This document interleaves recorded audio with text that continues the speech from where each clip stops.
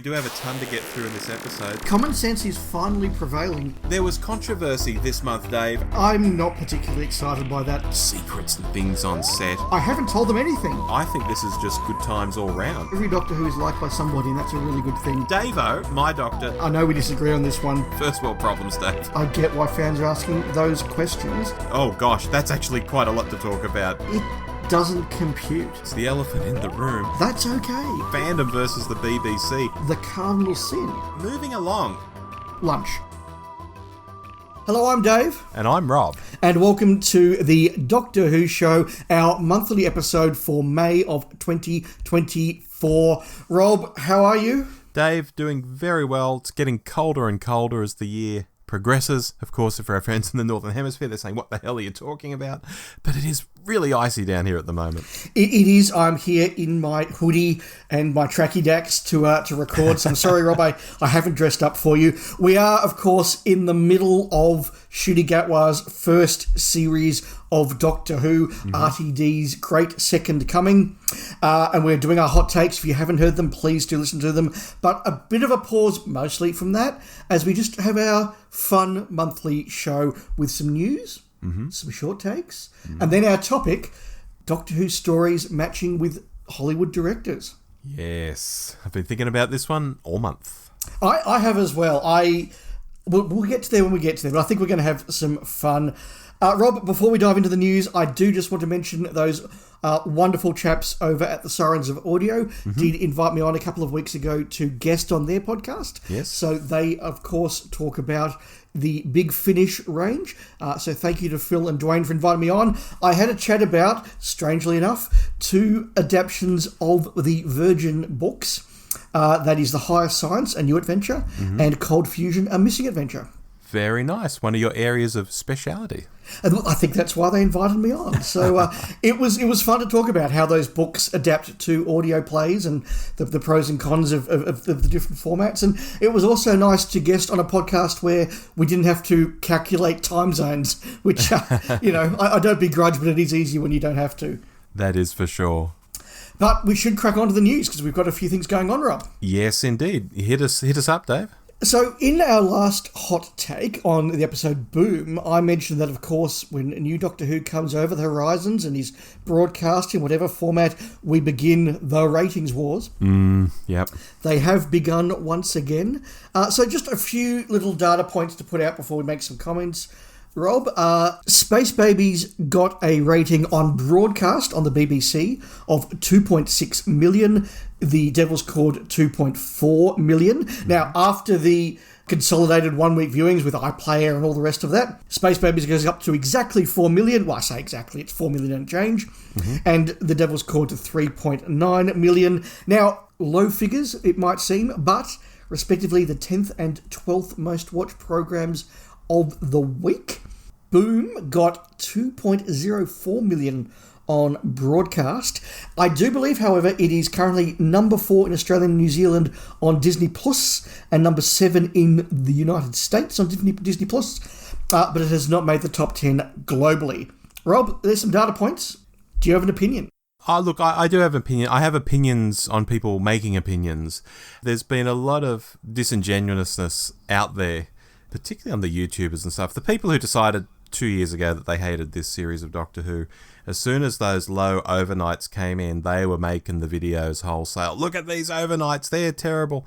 Of course, not considering, not talking about that the episode had been out on iPlayer for almost 24 hours before the broadcast on TV, so a lot of people had already watched it before it was broadcast on TV. Something very, very, very different to past years of Doctor Who. So you're instantly comparing apples and oranges, trying to compare these ratings to past Doctor Who ratings. So I wasn't too surprised that the ratings seemed low, because I thought, well, people are going to watch this before it goes out on terrestrial television in the UK. I see no other way around it. Fans are not going to sit around and wait all day. Some might, but most won't. Yeah, I think it's much ado about nothing. And I'm also not too surprised that Boom's ratings were down, 400,000, 500,000 on the first weeks, because the episodes that went out in the first week were quite odd. We had a very weird episode and a very mediocre episode, and I think anyone new tuning in or people wanting to give Ncuti a go, fair weather type Doctor Who fans, just wouldn't have turned up for the next week. I'm not actually surprised by that. When word of mouth gets around, though, that the Moffat episode was good, I think that might change things. Yeah, that's all pretty fair and reasonable, as I would expect from you, Rob. Thank you very much. Look, I come back to what I say every time we enter the ratings wars. We have at the moment a few little data points. Until we have the full set, we really can't work out what it all means. We look at trends and we look at all the rest of that. Of course, the whole way that it's being broadcast now, Disney Plus in some countries, the 12 o'clock iPlayer launch in the BBC, and then 19 hours later it goes out on free-to-air. It all makes things a little bit more complicated. I don't think we quite know what we expect from this show because of that change in the format, but also because this is a 19-year-old TV show, and you know, there's only so many times you can have a souffle rise, and you can't expect that it's going to go back to what it was in 2006 after 17 or 18 years. That's not reasonable, but we do expect that with all the Disney money and the Disney publicity, there's going to be a spike. How those things factor out, we just don't quite know, and I think we just don't know what we expect and what we expect of a Saturday night program on the BBC. It's all very, very interesting. The other data point that's very, very fluffy but is worth sort of mentioning is that the first two episodes did break the torrent charts. The third episode didn't. Now, was that a reflection of people not being quite as excited by the third episode as they was for the very first one with Ncuti's regular season? Was it a reflection of quality? Or is it because the big finale of Big Bang spin-off Young Sheldon, and I've got to say the far superior show to the Big Bang Theory, Young Sheldon, that had its, that's going through its big final season, final episode, and that kind of swamped the torrents. So, you know, you can find a pro or con for anything on this. We have data points. When we come back in a month's time, at the end of this, we'll have a better picture. Yeah, look, I think if we get to the end of the 8th episode and it's like, well, gosh, the 8th episode had overnights of 0.8 million and consolidateds of 1.5 million, then yes, boys, we've got a story there. That's a story. But if it hangs around, we get 2 and a bit million overnights and then another 2 million turn up and it's around 4 to 5 million per episode, that's not a story. That's, I think, par for the course for television these days. Yeah, absolutely. So, look, we will put that one on hold and come back to it in a month's time. Absolutely. More new series news, Rob? Yeah, Dave, a funny one here. As I mentioned on our 73 Yards hot take yesterday, if people have listened to that, we were totally wrong-footed by Varada Sethu showing up in last week's episode Boom, to the degree that we didn't even clock it or mention it on that episode's hot take. Once we were finished recording and our hot take was out there in the big wide world, suddenly articles started appearing left and right about her being in Doctor Who, quotation marks, early, and we were like, oh, was that her? I mean, we've seen her, Dave, in countless episodes of Andor, but without anticipating her being in Boom and maybe that haircut, or it was possibly a wig she had on, we just didn't recognise her. Your thoughts?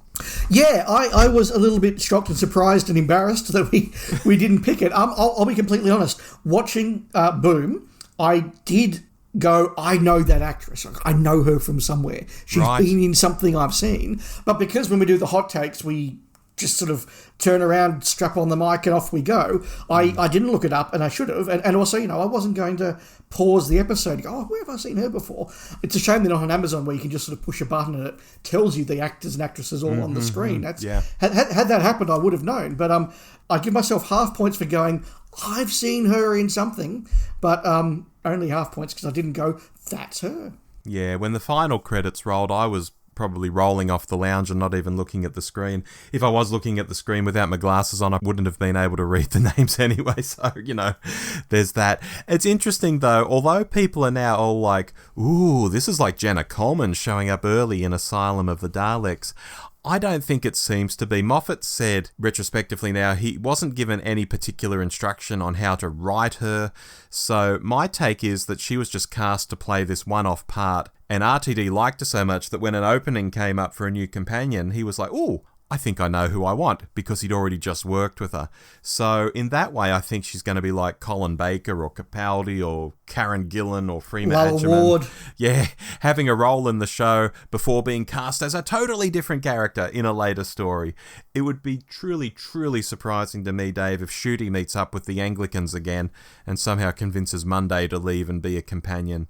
Or maybe it'll be another Orson Pink situation. Hey, are they related? Maybe. I don't know. Move on. Yeah, look, it's perfectly possible that this is all a, game of 4D chess and all the rest of it.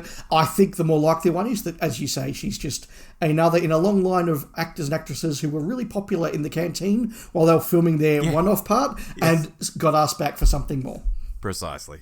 Our final piece of news, Rob, and it is new series adjacent, I'm going to say. Okay. And that is a little while ago when Ncuti Gatwa was talking about his contract and the filming of season 1 and 2 of his series back to back. He said that, I would love to go and do something in the theatre.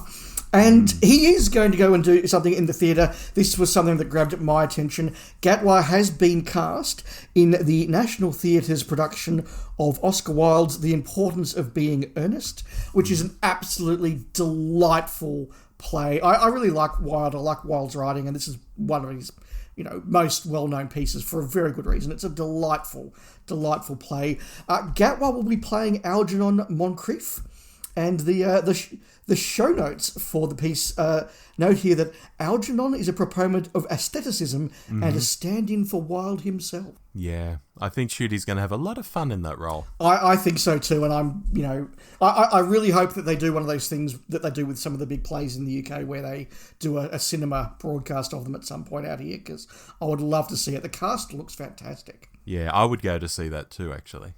Fantastic. On to our short topics, Rob, and we have both watched some classic Who. I've watched The Two Doctors and Destiny of the Daleks, and I'll start with The Two Doctors first, because I watched it first. Yes. This was an odd one watching it back. I enjoyed it mostly, but watching it back, I just really appreciated how this is just a series of bits. There's a bit of the Sontarans doing this and a bit of Cassini doing this and a bit of the Second Doctor here, and it isn't really a story as much as it is just a bunch of set pieces. They're all very good and entertaining set pieces. I'm not quite sure it all holds together all that well, but look, it's great to see Troughton back. It's great to see Fraser Hines back. I still don't quite know why he turns into this sort of crazy animal after about 2 days of being left alone on the space station, but that's okay. So look, it wasn't bad. The Spanish filming was nice. Since the last time I watched it, I have been to Spain, not Seville though, only Madrid, and it was sort of nice to get a bit of that. The one thing I will note though that really struck out to me is, I know there's a lot of discussion in fandom, and has been for 30-something years now, about the violent moments in Colin Baker's run, and I can sort of see the good and the bad in a number of them. But the stabbing of Oscar in this is the one that I still look at and go, nah, that was too far.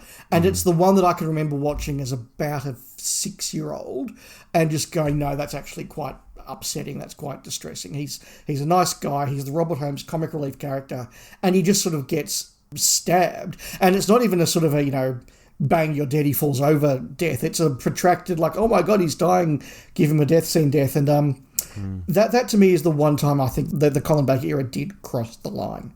Is it because you're fond of the character or just in general?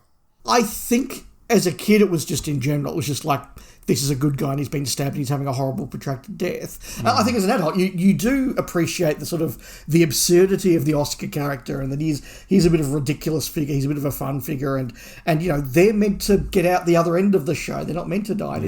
He's a bit of a shock. So that was a nice rewatch. I've enjoyed watching a bit of Colin over the last couple of months. And I did go and watch Destiny of the Daleks as well over the last couple of nights. This is a good story. I enjoy it. It's not a great story. It's got some flaws. The location work is fantastic. And in fact, the location's been used now in both Blake 7 and Andor. So, that's some serious pedigree for that piece of rock. Lalla Ward's introduction is great. The Movellans are great. The special effects are great. The Daleks are probably at their weakest in possibly any classic Who story, I've got to say. Fair. And the thing that, again, just sort of struck me watching this is that Davros is just a completely different character. You know, there's almost no way to reconcile the character that has the Daleks turn on him and is exterminated at the end of Genesis. And he suddenly wakes up in his experience seconds later, and he's like, "Those awesome Daleks, well, they're going to want me to lead them. Let's go off and find my Daleks." It's no, the whole point of Genesis was he realizes at the end, "Oh my God, what have I done? Even I can't control them," and goes to blow them up, and they exterminate him. It's like, okay, you've had to do this. And you know, let's not beat about the bush. Terry Nation has done the same thing with the Daleks. It's almost impossible to reconcile 1964's The Daleks with Dalek Invasion of Earth, because they've gone, oh, we're bringing them back for a second time. We have to do a bit of a reconceptualization of them. Same thing here with Davros. And fine, it works. But I was just thinking about that this time and going, he just is a different character this time. Yeah, different days though. People weren't home videoing this stuff. Years had gone by. You kind of got away with writing something completely different because people weren't going to say anything. No, look, that's absolutely true. That's absolutely true, yeah. But no, look, it was fun watching both of those. I enjoyed them. What have you watched, Rob? Dave, I've watched The Awakening. I'm so sorry. I've had this weird urge to watch The Awakening for some months now. I haven't spoken about it on the show or confessed it to anybody. You can get pills for this. I hear that. And I say it was a weird urge. I mean, it's just an uncommon sort of story to think about or to really have an urge to watch. But I finally watched it for the first time in probably about a decade or more. And Dave, I've got to say, I just love that each Davo season has a two-parter. They're not generally well regarded, but when you think that Tom only had one in all his time, and then after Davo, we never had two-parters again, at least in this format. I know Colin Baker has two-parters, but the episode length is like twice as long. It's not quite the same thing. And in New Who, of course, we have two-parters, but again, it's like the Colin Baker stuff. I think 50 minutes is a great length to squeeze two episodes into. Maybe not as ideal as a three-parter. I think when they hit upon those in Sylvester's era, I think they hit the goldmine and basically the perfect length Doctor Who for episodic stories. But 2 episodes is pretty good. And so a question without notice, Dave, and I'll tell you what I think in a moment, but of the 3 Davo two-parters, how do you rate them? Black Orchid, King's Demons, The Awakening. What order do you put them in? Well, they're all low down the list, whatever order you put them in. I would probably have the King's Demons first, Black Orchid second, Awakening third. Interesting. I'd go with Black Orchid, then The Awakening, then King's Demons. Yeah, right. Yeah. So, look, anyway, I watched The Awakening. It's out of my system. It might be another decade before I watch it again. But that was just good to see some Davo that I don't typically watch. Yeah, it's not a story clearly it's not a story I particularly regard. I think it's a bit of a mess, really. But I will just say it is one of the very earliest stories I can remember vaguely watching on first broadcast here when I must have been maybe 4. Maybe? Yeah. I can't remember much, but I do remember the Malice face in the church crypt. And I do remember the Malice inside the TARDIS console room vomiting. So, look, whatever else I say about the story, those are clearly 2 very strong and powerful images that sat with me when I was very, very young. I do remember seeing. Oh, it's a creepy image when it's in the console room and turning its head around like almost Exorcist-like, you know. It's spooky. Yes. No, well, look, I'm glad you enjoyed it. I'm sure we'll both watch some more. I think we will. Rob, we've smashed through our news and our short topics, and we're now on to our main topic, Hollywood remakes. So now and then, long-term listeners of our podcast will know we like to just do something a bit different and a bit fun and reimagine Doctor Who in one way or another. Is it sometimes classic TARDIS crews in New Who or vice versa, or cruising movies? And this month we decided we would have a look and just pick out some of our favourite directors or some more interesting directors and say what story would we get them to make and why. Yes. As I said at the start of the show, I've been thinking about this all month. My biggest fear, well, it's not really a fear. I think we'll get snaps on directors, Dave, but probably not on the shows we're getting them to make. Yeah, I wondered about that as well. There's a couple where I thought, Rob could go there. But a couple I thought I'll be absolutely shocked if Rob goes there. So we'll dive in. I'm going to give us the first one. Okay. And I'm going to start with one of the big directors in Hollywood, one of the big names in Hollywood, and that is James Cameron. Okay. Now, I'm not going there because he's a particular favourite director of mine. I think he's done some really good work, and I admire Titanic as a movie, and I admire the Avatar films for their technical role, but he's a very, very successful director. But I did think, well, what would I give him? And when I made that decision, I thought I have to have this on my list, because I thought James Cameron, big disaster movies, lots of water, lots of big characters.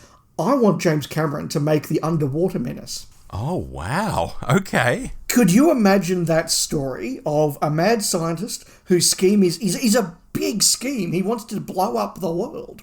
And he's in the underground sunken city of Atlantis. Imagine that on a James Cameron budget with James Cameron direction. And imagine how much more you could do with all the underwater stuff and the fish people and all the rest of that. Avatar style. Imagine a cross between Titanic and Avatar, Underwater Menace. Why wouldn't you do that? Yeah, that's caught my imagination. Would you keep in the famous line, Dave? I think you have to. But, you know... How would he direct that? Would it be the same? No. I mean, you wouldn't cast the same sort of character. You wouldn't have a sort of a crazy German as your cliche mad scientist now. No offense to Joseph First, I loved playing the role and does what he was asked to in the role. I mean, the whole Zaroff character would be just done very differently. But Cameron does like his big villains, and Cameron does like his big moments. I mean, Avatar is not a subtle film. So would he get someone like Russell Crowe to be like, nothing in the world will stop me now? Yes. Would it be like that? Yes, okay. That's perfect. That's perfect. All right, I want to see James Cameron's Underwater Menace starring Russell Crowe as Professor Zaroff. Great. What are you leading us off with, Rob? Dave, I'm leading us off with Tim Burton's The Brain of Morbius. Okay. Now, Tim is a bit of a horror fantasy sort of man to my mind. Yes, he's done other things like Batman quite notably, but horror is where it's at with him. So I've given him a classic gothic horror to play with here. And with the way he's done animated stuff in the past, think of the stop motion animation like Nightmare Before Christmas, something like that. I'm wondering if this could be in that vein. Just super dark, super gothic, scary, but quirky. All things we think of when it comes to this story, and all things I think of when I think of Tim Burton. I think it's a match made in heaven, or maybe a match made in hell, take your pick.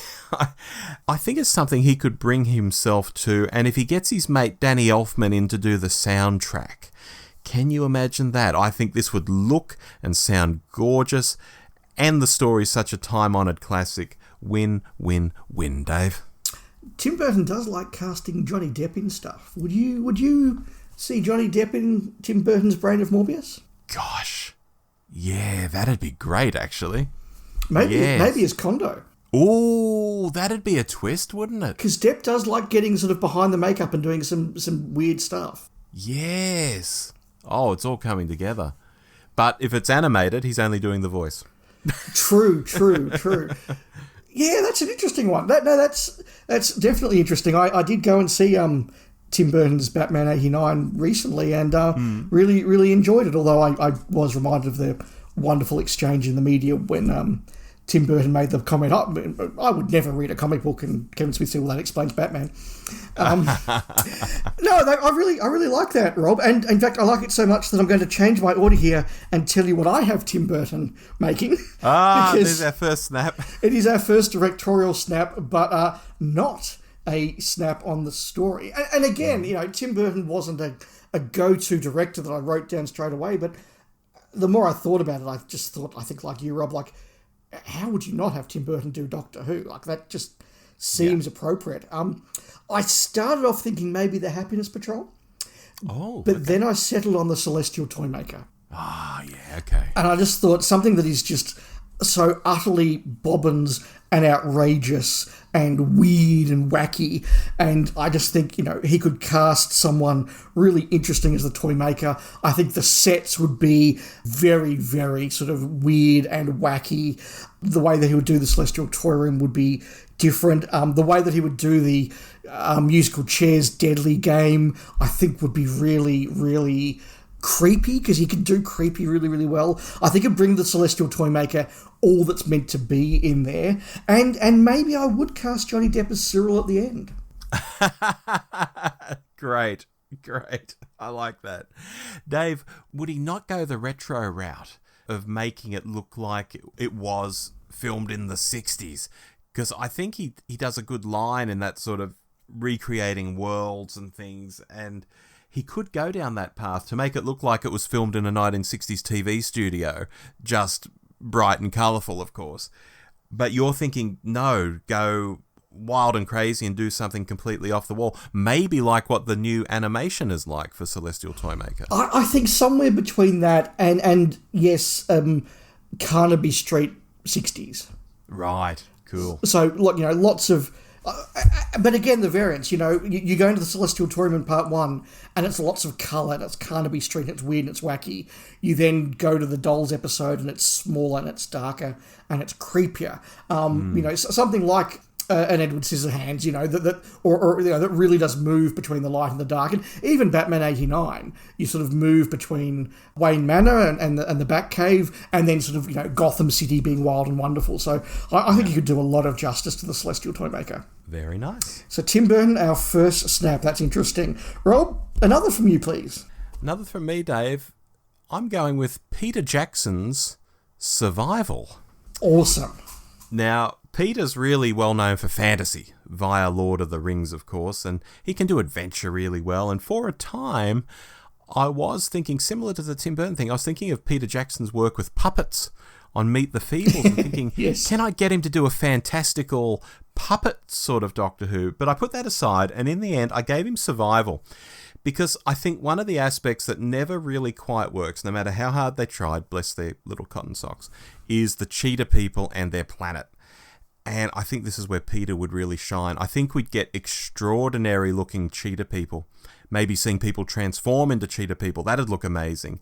And yeah, I think he would be able to sell the whole idea of going from suburbia to a really, really different alien place with really cool cheetah people.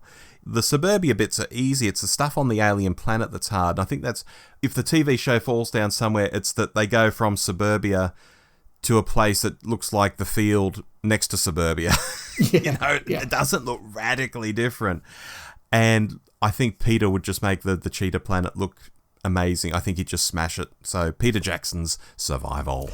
I'm not shocked that Peter Jackson's come up in this podcast. He's not on my list, but I did throw him around in my brain a little bit. I must admit, Rob, when you mentioned Meet the Feebles, I was about to quote one or two of my favourite lines and then realised they're not remotely appropriate for a family podcast, so I won't. Is it a particular song and the first word starts with S? I was actually thinking both of that song, but also of the Big Boss's sort of reaction to the end. Trevor, I want that eliminated. It's great. Yeah, it's a fun film. I think that makes a lot of sense. You're right. Peter Jackson doing the Planet of the Cheetah People, that would just be extraordinarily good. And yeah, I want to see that. Thank you. I'm going in a slightly different direction now, and I'm going to go to one of my absolute favourite directors of the moment, and that is Greta Gerwig. Oh. Obviously just had, her big $1 billion movie moment with Barbie, but has done Pretty Women, and the film that I absolutely love, it's in my top 20, possibly my top 10 films of all time, is Lady Bird, which was sort of her big breakout film in many ways, and that is just an extraordinary film, and I love Greta Gerwig's work. She's a proper rising star in Hollywood. Lady Bird is my work bestie's one of her top 5 films. I've always liked your work, bestie, and I'm very glad to hear that. She's very good. Yeah. Just look at that cast. But we're not the movie podcast. What would I get Greta Gerwig to make? Paradise Towers. Oh, golly. Okay, that's come out of left field. You think about it, it's got one of the largest female casts in Doctor Who. Yeah, okay, yeah. What would she do with the Kangs? I think would just be extraordinarily interesting and different. And then you say, what would she do with the Rezzies? Again, something a bit darker, a bit more humour, but casting some really good actresses and really getting the best out of them. What does she do with Pex? She's great. You look at something like Lady Bird. What could she do with those romantic leads who maybe don't deserve to be romantic leads? Would I cast Timothée Chalamet as Pex? I probably would. and just kind of just really sell that whole ridiculousness of the character. But I could see Greta Gerwig taking the character of Pex and making him a really properly interesting and flawed but likeable character. Yeah. What he really should be. And then when you have a look at the way that Gerwig just has wonderful, cheeky fun at society and the establishment and the patriarchy and the horses and all of that in Barbie, that's the Caretakers. Yeah. That's the Caretakers. Yeah. Would I cast Ryan Gosling as the chief caretaker? Look, I wouldn't not do it. I wouldn't not do it. I just think, I've always said the script of Paradise Towers is actually quite brilliant. Yeah. It just doesn't come together. No. I think Greta Gerwig could really make that a proper story about society as it is now. I think it would be brilliant. Yeah. No, as you've explained it, I mean, at first my reaction was like, how would that work? But now, yeah, I see that. Yeah. And this is the thing with some of these picks. There are other directors I might name at the end who I thought, I'd really like to do that director, but I couldn't see an in for them. There may be an in, and I just didn't pick up on it. And then if someone pointed one out to me, I'd go, oh, of course, that's so obvious now. If your brain falls into the right groove with this stuff, and yours obviously did here, yes, you can get some beautiful results. Yeah, absolutely. And I've got the same thing. I've got a couple of directors that I had down, and I thought, I just can't make it work. Yeah. So, we'll talk about that at the end. Another from you, Rob. Dave, my next pick is Christopher Nolan's World Enough in Time. Just let me pause, and I don't think I have the brain to process that. Right. That's too big. It is. Now, Chris is an action kind of guy with a healthy dose of science fiction, of course. I want to lean into that with World Enough in Time, more from the point of view of the phenomenon that's going on in the two ends of the ship. In the TV show, it's a plot device. This is happening at one end of the ship, and that is happening at the other end of the ship, and it separates people, and the rest is character-driven, and Cybermen show up, and all of that. I think we can tease that into something more. Perhaps multiple party members get stuck at all different times, so time is moving faster and slower for them, but not as fast for some and not as slow for others, and see if you can pull something out of that. I think it's the kind of mind-bending, I'm struggling to keep all of this in my head feeling you get from a lot of his films, so that's why I think he'd be quite good for this. Plus, of course, you do eventually have the Cyberman getting around him with his action chops. I think those scenes, that were perfectly good scenes for a TV show, like where Capaldi's dodging between the Cybermen and pushing his sonic screwdriver button and mines are blowing up and all of that, and it's all very exciting. That could be done even bigger and scarier and more epic in a movie. So yes, Nolan is my man for this one. That's an excellent pick, and I think that just would be a spectacular movie. I think that it's perfectly suited to Nolan's talents. I must admit, when you mentioned Nolan, I had an unkind thought where I thought he should do the Trial of a Time Lord because it's way too long and falls apart at the end, like most of his movies. but no, look, I mean, his Oppenheimer was brilliant. That was an absolutely brilliant film, and he is a very good director. He is also really grim. I don't know why he thought that Grimm and Superman was ever going to work, but World Enough in Time is grim, and he would be perfect for that. Yeah, absolutely. You know who doesn't make grim movies? Who's that, Dave? Kevin Smith. Here we go. You knew there was going to be a Kevin Smith on this list, didn't you? You listen to his podcast, what is it, every week? Fairly regularly, yeah. Fairly regularly, yeah. I've been to see the man a couple of times, and, I got his autograph from his comic book shop that I visited in New Jersey, so I was going to have Kevin Smith on here, but I sat there and I thought, what on earth do I get Kevin Smith to direct for Doctor Who? Mm-hmm. And then when my eyes settled on this title, I thought, this is so perfect. Delta and the Bannerman. Oh, wow. You've got a couple of comic American characters sort of bumbling around the Welsh countryside. Imagine giving them Kevin Smith dialogue. You'd have a couple of the Navarinos and probably a couple of the staff at the Shangri-La Hotel, out the back smoking a joint on a few occasions, and then sort of like the Bannerman coming over and they're like, dude, what's going on here? So this isn't the 50s. Where would you set it? What time period? I reckon I'd make it like, 60s Disneyland or something. Oh, okay. So not like a 90s tale or something, or 80s? No, maybe 80s. Okay. Maybe 80s Wales. Maybe 80s Wales.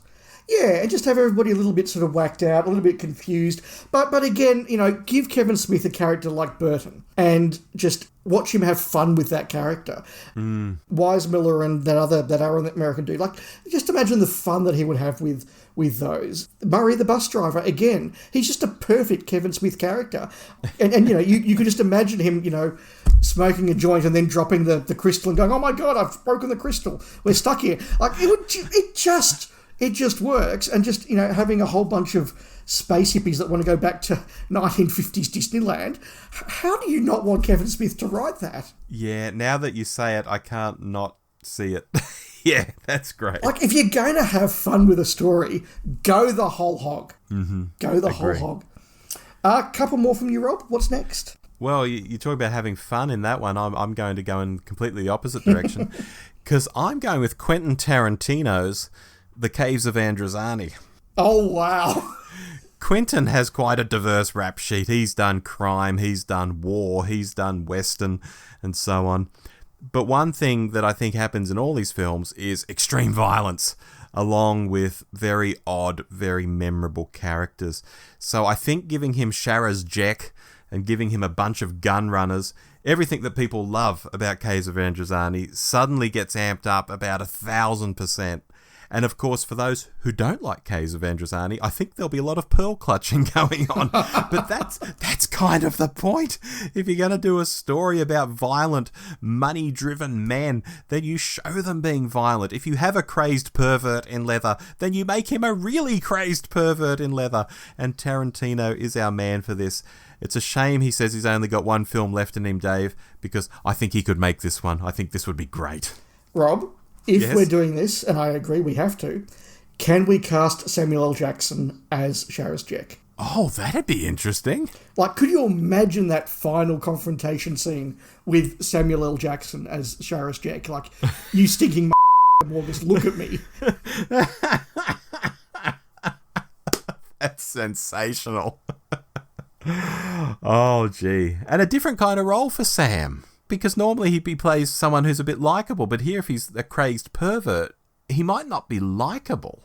No, I think he would give it 110%. Yeah. And this would be interesting. And Jek's mostly not a raving lunatic. He's very calm. He's very cold. And Jackson does that well. Yeah, but he is crazed. He is, and Jackson does that as well. Yeah. Either way, like, anybody who thought that Caves of Androzani was pushing the violence, Tarantino's, well, there you go. Hold my beer. Yeah. I'm going classic now, Rob. Yeah. Because I'm going to put Steven Spielberg on the list. Okay. I think that I had to. He's a director I genuinely love. Many of my favourite films have been made by Steven Spielberg. My all-time favourite film, Empire of the Sun, was, of course, made by Steven Spielberg. But I'm thinking the Spielberg who did Schindler's List. I'm thinking the Spielberg who did Bridge of Spies. And I'm getting Spielberg to make The Empty Child. Oh, yeah. He loves that World War II setting, which works for him. But also he's a great character piece director. He really, really is. Whether it is, as I say, those movies I mentioned, something like The Fabelmans, which is actually a really small movie about a family.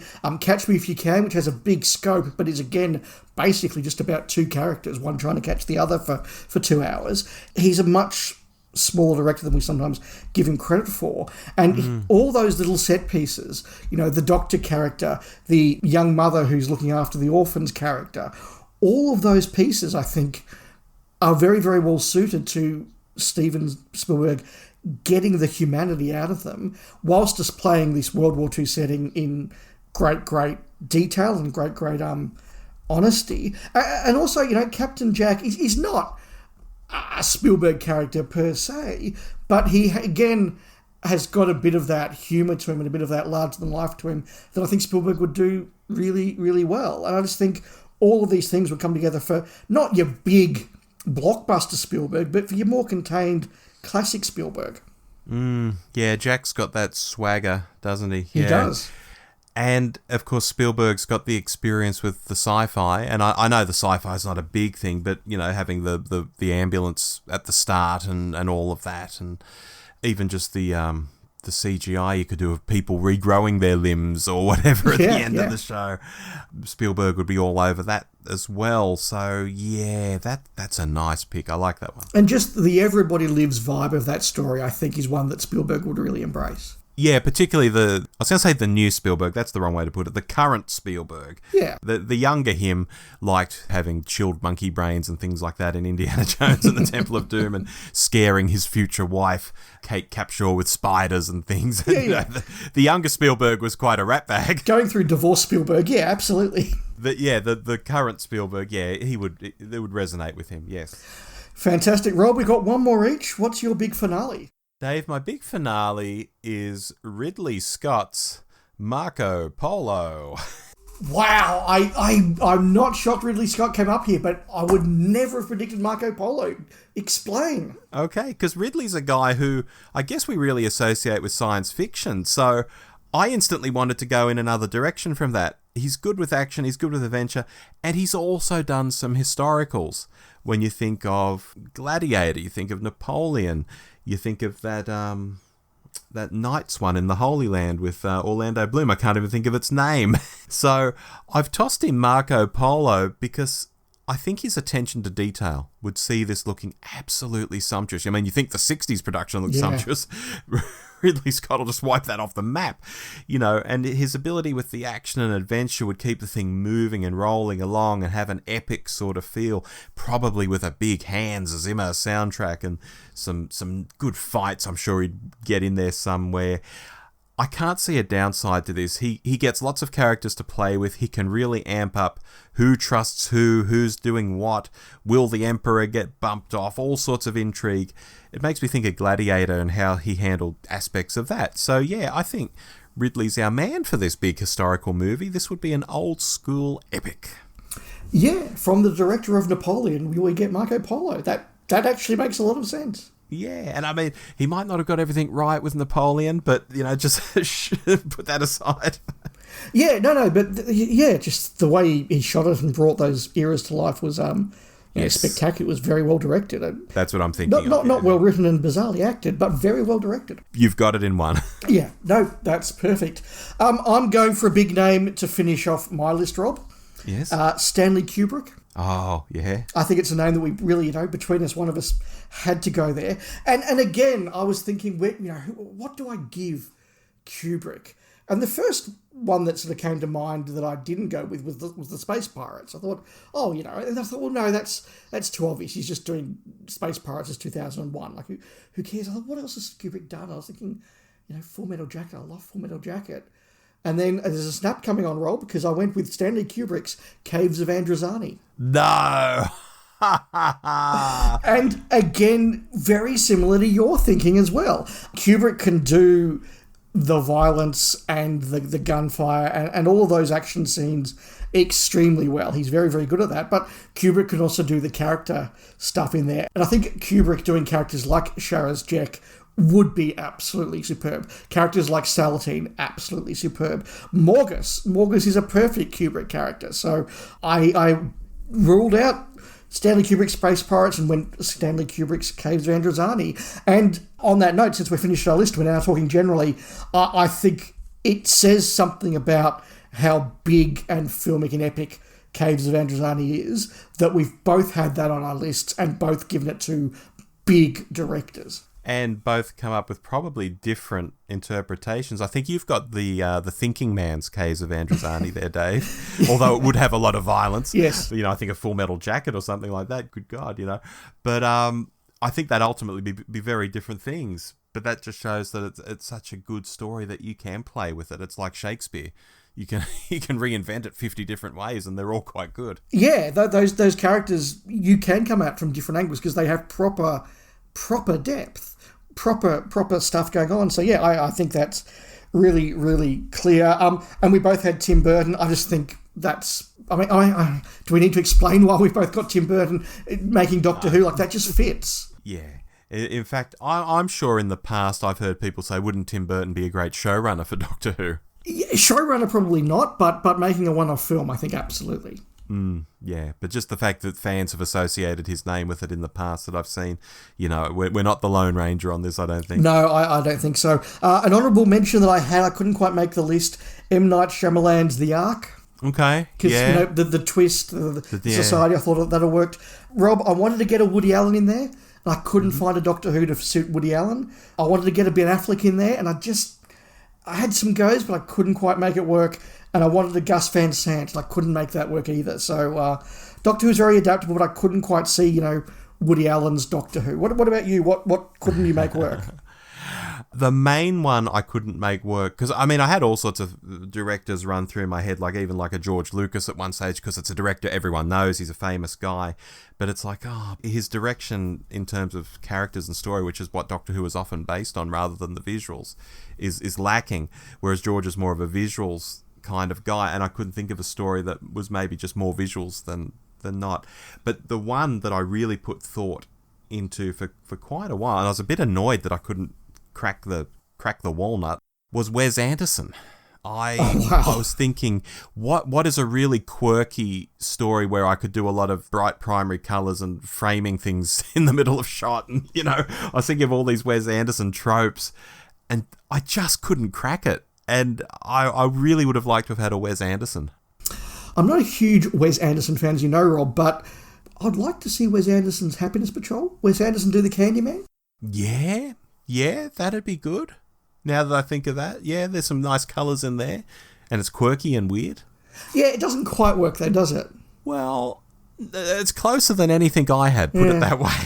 Yeah, no, look, it's interesting. When you look at the combined list between us, we've got some big name directors, we've got, some big epic directors, but for the most part, the directors we've picked come back to what you just said there about George Lucas, ones that can do epic but can do character and the like, whether it's Kevin Smith, Greta Gerwig, Burton, Spielberg, Kubrick.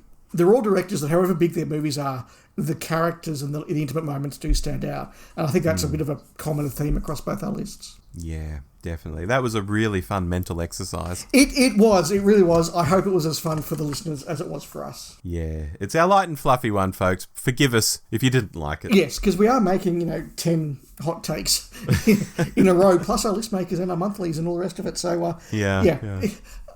That was fun. It's just fun. Yeah. Speaking of our listeners, we have some emails, and I will kick us off with one from Shane Reeves. Okay. Hi guys, this is Shane, one of your New Zealand listeners. Love your show and your appreciation of the classic series. I grew up with 70s and 80s. I could write a novel on its impact on life through the eyes of my child's self. And that's why I love your show. You're no stranger to nostalgia and the magic of those years. I live rurally, and you guys often join me on my long hikes with my dogs and headphones up the hill looking over the Waikato. After listening to your synopsis of Who Killed Kennedy, I felt inspired to send in my comments on this unique novel. I read this as an e-novel years back and had read very little, if any, of the Virgin Range. It pulled me right in, especially since it mentions Auckland suburbs I know well and growing up in New Zealand. A very clever novel, how it has interwoven into the classic series. Sitting outside on the edges with the Doctor a mysterious enigma. It's hard to put down. The novel takes no prisoners and Dodo gets a raw deal, borderlining into very dark realism. It's very un-Who with sex, relationships, murder and violence, yet linking so well into the series' own history. It's kind of magical and sort of disturbing in one. I hope this gets an audio reading treatment. It feels perfect for the medium. Looking forward to hearing your opinions, Shane. Thank you very much for that, Shane. I've got to say, as much as the Who Killed Kennedy episode was a bit more niche and maybe didn't sort of work for everybody that listens to the podcast, the number of people that have got in touch with us and said, we read the book because of your podcast and loved it. That's the most awesome thing I think you can hear as a podcaster. Oh, yeah, absolutely. You know, it does help that this is available as a PDF in several different locations like the New Zealand Doctor Who Fan Club website, archive.org, and so on, and people were able to get their hands on it pretty easily to read. I had a look at our download stats, Dave, and we've had pretty much as many people as normally download an episode downloaded over the past month. So I think a lot of people did give it a try, which is good. But I agree with you, it was a bit niche going out there with a 1996 novel that's long out of print. Shane's point about making it into a big finish, I think, is a really good one, because the novel is narrated. It's the author telling us the story. Yeah. It's the perfect thing to sort of just read out as an audio novel. Amazing. It's right there. No, I think that makes a lot of sense. And you've got another letter about Who Killed Kennedy for us, Rob. I do. Just to prove that people were listening, I'm going to read now Glenn Hewitt via Facebook. Glenn says, "Listen to your full Who Killed Kennedy review last night, and it's definitely a story I would most likely read. In fact, it's a story that could very well work as an audio drama.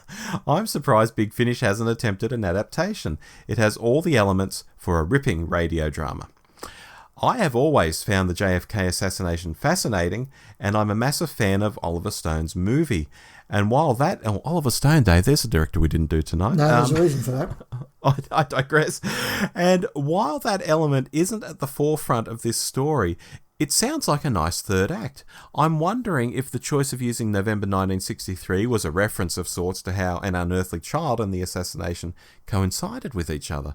And in regards to the mysterious figure at the gravesite, I thought it was the second Doctor. On another note, I'm curious to see how this new Beatles episode plays out. I'm a fan of the Fab Four, and the look of the lads had me concerned. I've seen dramatisations of their life, career, etc., and the performances can be hit and miss. Even Peter Capaldi's performance as George Harrison doesn't exactly hit the mark in 1985's John and Yoko, A Love Story. Hopefully the performances shine and we don't focus on the actual look of the actors. An example of how this kind of casting can work is Alfred Molina's performance as Tony Hancock. While Molina doesn't really look like Tony, his performance convinces you that it's the lad himself. Anyway, enough of my waffle. Keep up the fab work. From Glenn. Glenn, I'll be interested to know what you did think of the Fab Four in The Devil's Court. Yeah, look, some really good points there. I agree. Dave, you were defending the look of them before the episode, saying, "Oh no, when we see them moving, it'll be great," and that didn't really pan out. No, it didn't. This wasn't Nowhere Boy. No. I have a letter here from Sammy Satine via email.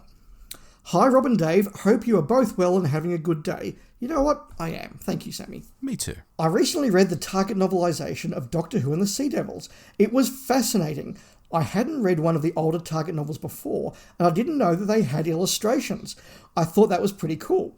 I mentioned this to a friend who is also a member of the Doctor Who fan club I belong to, and is older than me, and she told me that all the older ones are like this.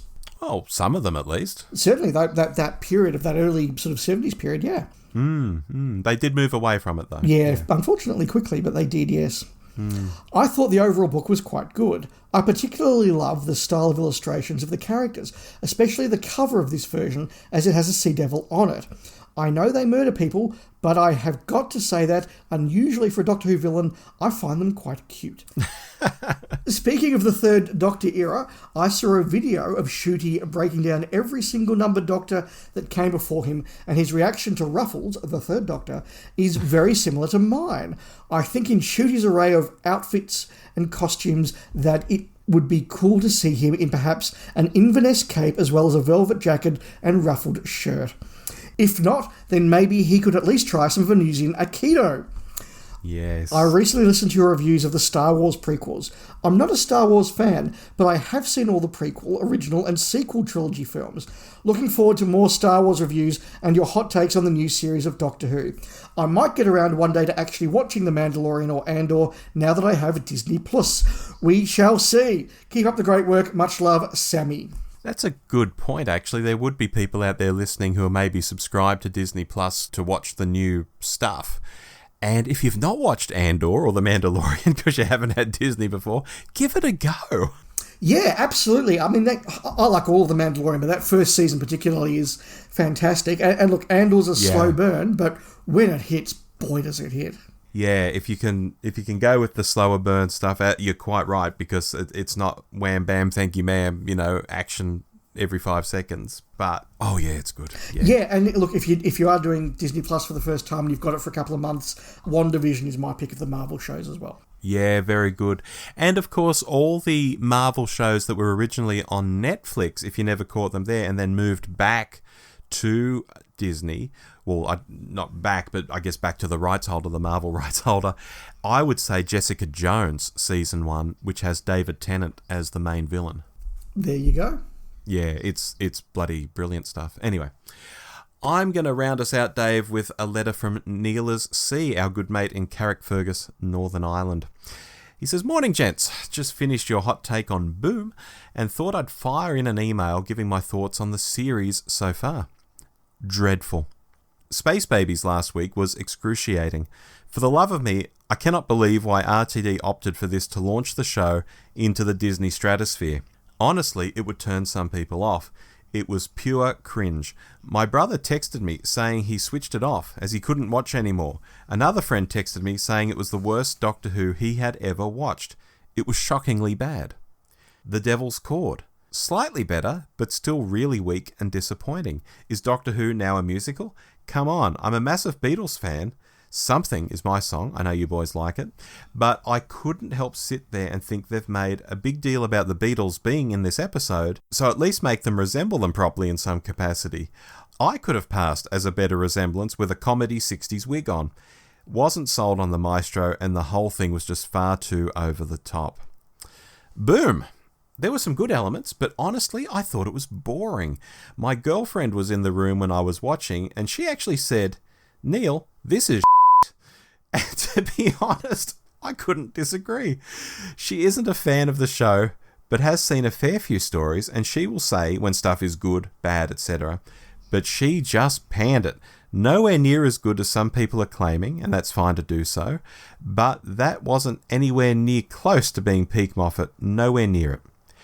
I've just thought there's been that much of a song and dance made about Disney that the boat really would have been pushed out with quality stories to reel new fans in. I would surmise it's likely to have done the complete opposite, and that's a tremendous shame. The writing has been so poor. This new era hasn't felt like Doctor Who at all, and I am worried as to the direction the show is going in. In my opinion, the Whittaker era started off far better than this. It slid massively, but it was still better than this. Really not convinced by the Doctor's character here at all. The crying didn't help, and I hate how he calls people babes and honey. Cringe. And the random outfits don't work. I like them having a style and then tweaking the colour or combo of that style each week, like Pertwee, Baker and Tennant. Of course, I will continue to watch and pray that it gets better, but we are over a third through and I don't hold up much hope. There are classic era Doctor Who stories that are often bashed, and they're still much better than the offerings so far here. The Twin Dilemma, The Web Planet, Time Lash, etc. Far better, in my own opinion, of course. Anyway, I will stop complaining here. I agree with your points on your latest hot take regarding the general consensus from different fans. I just thought they'd have really tried to smash it right out of the park for this new era, but sadly that's not the case. I feel like it's been Disney-fied, and that's not good. I'm not even going to get into the woke stuff. It's another wormhole, and it's too early on a Sunday morning for that. Anyway, guys, keep up the good work. We'll be in touch. Cheers from Neil C. in Carrickfergus, Northern Ireland. Thank you, Neil. That was some really good feedback there. And even though you didn't enjoy the episodes, you made your points, in a really great way and back them up. And that's what debating, whether we like episodes is all about. There's a lot of points there, Rob, that I agree with Neil. We didn't like the crying. I'm not a fan of these costumes. Some are better than others, but I'm not a fan of them, as Neil says. Even though I'm perhaps a little bit more forgiving of the third episode particularly. But that was some really good feedback. Yeah, the third episode, we both gave it a good mark, but I can see why someone watching it who maybe isn't a Doctor Who fan, or even forget that, even who is a Doctor Who fan, could look at it and think, yeah, not much is happening here, the Doctor's standing still, there's lots of talking, that child is acting weirdly. There are things you can pull out of it, and if you weren't feeling it, you just wouldn't be feeling it. I can see why that would be. But I did enjoy the third episode, I've got to say. Yeah, it's interesting. A friend of the podcast, Richard, did watch the 4 Ncuti episodes fairly close to each other, starting with Ruby Road, and he said that Boom was by far the best of the run, but he did wonder how much of that was what he called the Dragonfire effect, that having watched 3 fairly ordinary stories, the next one that's, a bit above average looks spectacular. It'll be interesting to see how that all feels when we look back at the season as a whole, which is something we're going to do next episode in June. So, listeners, if you have got thoughts you want to include in the listener feedback part of our look back at the whole season in a month, please get them in, before the end of June. Yeah, a good way people have been reaching us is via our YouTube uploads. Yes. Most people have a YouTube account. Drop a line on that if you like. You can write more than you can write in a tweet, for example. Yeah, no, that's perfectly true. So yes, we will do all of that and go down those various rabbit holes next month. Before we get there, though, Rob, a quick what have we been watching? I'll kick us off. I have watched the 3rd season of the wonderful Clarkson's Farm. You know what? Jeremy Clarkson is not a perfect human being by any measures, but my goodness, does he know how to make good television. And Clarkson's Farm 3 just was just fantastic. I rode the emotional waves with him and the others on Diddley Squat Farm. It was entertaining, it was funny, it was genuinely insightful. Every time I watched it, I learned more and more about farming. Just really, really good. I will say though, Rob, and I know you've watched it as well, so I want to get your thoughts in a moment. I did find this one, the writing came through as being a little bit more obvious than before. Like, there were just a couple more set pieces, like in this episode, Jeremy's got a hovercraft for no apparent reason, and there were just a little few too many, like, Charlie's conveniently here at exactly the right moment this time.